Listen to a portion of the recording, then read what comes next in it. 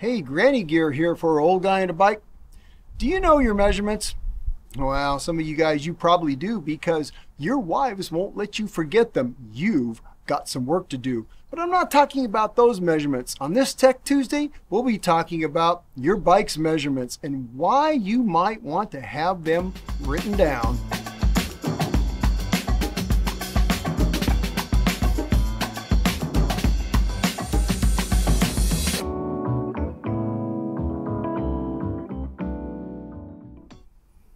Your bike's measurements. Talking about simple things like how high is your saddle?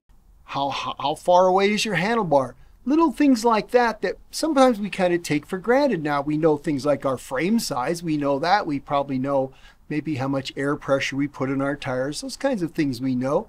But some of the other things, well, that can come in handy to know your seat height.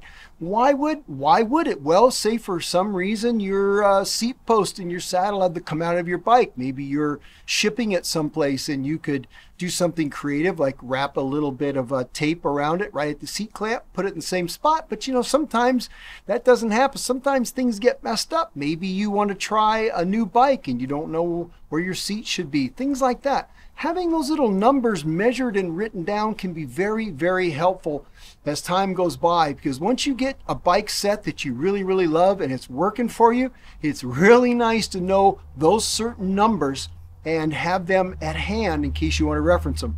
So I'm going to take a little time and just show you how I do it, how I measure, what I measure, and why, and hopefully that'll help you do the same thing. Here we go. Now to begin with, you want to find a fairly level spot to put your bike, some place that it can stand up straight, or have somebody help you do that. You really can't do this too well from the work stand. Some of the things you can, some you can't. But we're going to be referencing your wheels being level for a lot of this, and so it's really helpful to have that figured out. Now, my life is being made easy. I got no one to help me hold my bike, but I do have a toaster, and I can put my bike in a toaster and it'll hold it upright just fine. No, not the toast your bread in the morning toaster, an AHA toaster like this one that does a great job of holding, I think, I don't know how many bikes, a whole passel of them. And I'll be talking about that in another video. But in the meantime, you want to put your bike on a good level surface, maybe like a garage floor, something like that, and start from there. Now there's some tools we're going to need. We're going to need a tape measure. All right? Doesn't really matter if you do this in millimeters, centimeters, inches, however you want to do it. That's up to you. But just get a tape measure. You'll need that. You're going to need something flat and somewhat wide. It could be, this is just a piece of metal. It could be a piece of wood that's fairly straight, wide enough to sit on top of your saddle. I'll be showing you that in a minute. You're going to need some kind of plumb bob. Now this is just a piece of string with, if you can see it, with a little fishing lure on it. I've used big old like axle nuts or something I have in the drawer of hardware on a piece of string, or fishing line, something like that. Basically, you need a plumb bob, or at least a plumb line. And it's not too bad to have a little bit of tape around in case you don't have anybody to help you, just to hold things.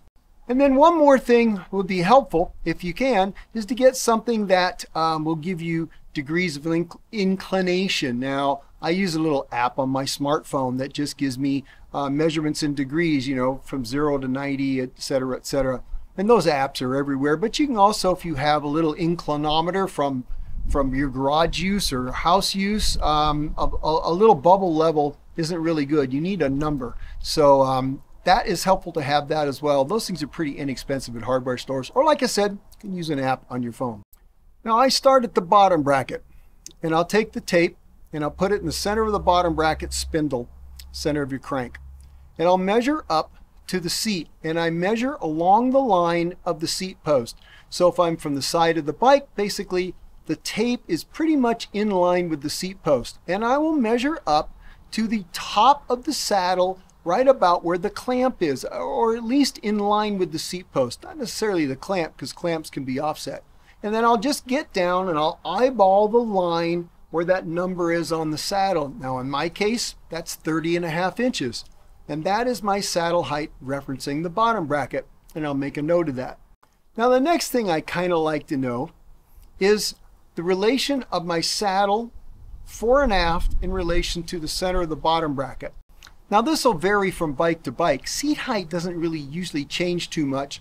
Although depending upon the pedal you're using and the shoe and things like that, it might vary a little bit. But generally speaking, unless you change saddles or change pedals or change shoes, that your seat height isn't going to change much. Basically, I'll take my little string and my little plumb line, and I'll tape it or have somebody hold it to the back of the saddle and let it droop free down at least as long as below the chainstays. Make sure it swings free, because if it's touching any part of your bike, you're going to get a false measurement. Let it stabilize, let it kind of calm down, and then take a tape and measure from basically the center of that string line that's hanging there to the center of your bottom bracket, and write that down. And that gives you an idea of where your saddle is in relation to your bottom bracket, how far fore and back you are. Why the back of the saddle? Because the nose of the saddle seems a reasonable place to measure it. Well, the problem is saddle lengths change quite a bit. They vary from model to model. We've gotten into shorter saddles lately. Well, generally they're shorter from the nose. They're not necessarily shorter from the back. And the back is where you sit. You don't sit on the end of the nose of the saddle. You sit more on the back. So I measure from the back of the saddle, and at least it gives me some kind of an idea of what to go for. Okay, so now we know the position of our saddle height-wise in relation to the bottom bracket and fore-aft in relation to the bottom bracket. In other words, how far behind the bottom bracket is your saddle? Now, I want to check saddle tilt. In other words, is it nose up, nose down, and what is that number? Because, man, that's a real finicky thing to get just right. Here's where that flat piece of metal comes into play, and you can use a flat piece of wood. As long as it's wide enough to sit on your saddle, well, you can use a small kitchen cutting board, whatever you got.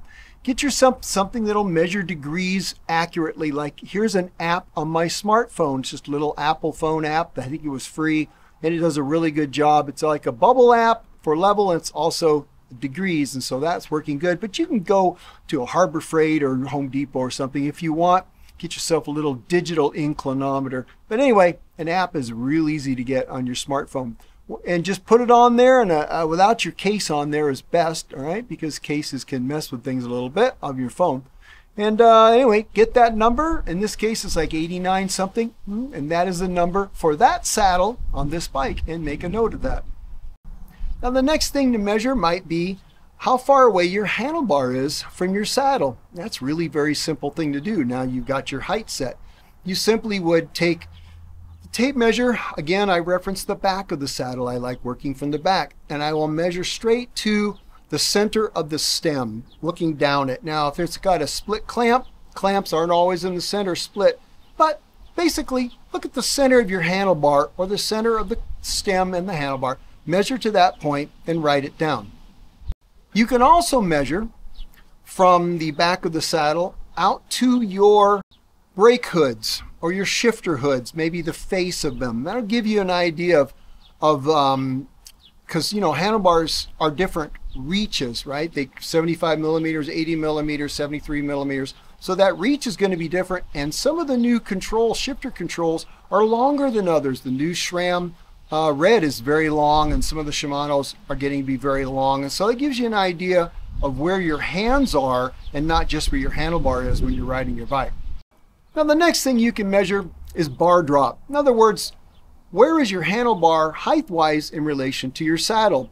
And this is pretty easy to do. Again, we're going to take a tape measure. We're going to stick that on the ground. We're going to measure up to basically the middle of your saddle in the same way you measured your seat height from the bottom bracket. We're just going to go straight up on a vertical line with the tape measure, and we're going to look at the top of the saddle, and we're going to measure that. Then, again, we're going to move forward to the front of the bike. We're going to take the tape measure on the ground, make sure we're on a level surface. We're going to measure up to either the top or the center of your handlebar. If it's a drop bar, you know, right where it comes out of the stem, and we'll get that number. Now, the difference between those two numbers is the difference in saddle height. So if the number is an inch less from the handlebar to the ground than it is from the saddle to the ground, your handlebar is 1 inch lower than your saddle. And that gives you an idea of where that position is. And that is irrespective of tire size, right? Because you're both measuring the ground, or you're referencing the ground for that measurement. Now that we got all those numbers, what do we do with them? Well, say for instance you get a new bike, all right?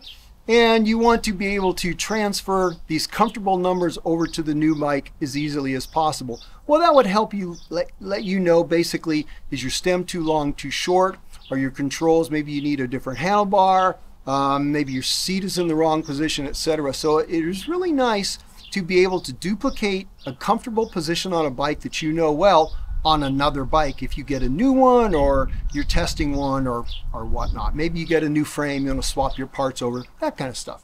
Well, that's it for this Tech Tuesday. Hopefully that was something of some value to you guys. May have been something you never thought of doing before, but it can be very, very handy to have those little numbers sitting around somewhere. All right, you guys have a great week and or weekend. It's Tech Tuesday. Well, we're done. You guys take care. Have a great week and go ride your bikes.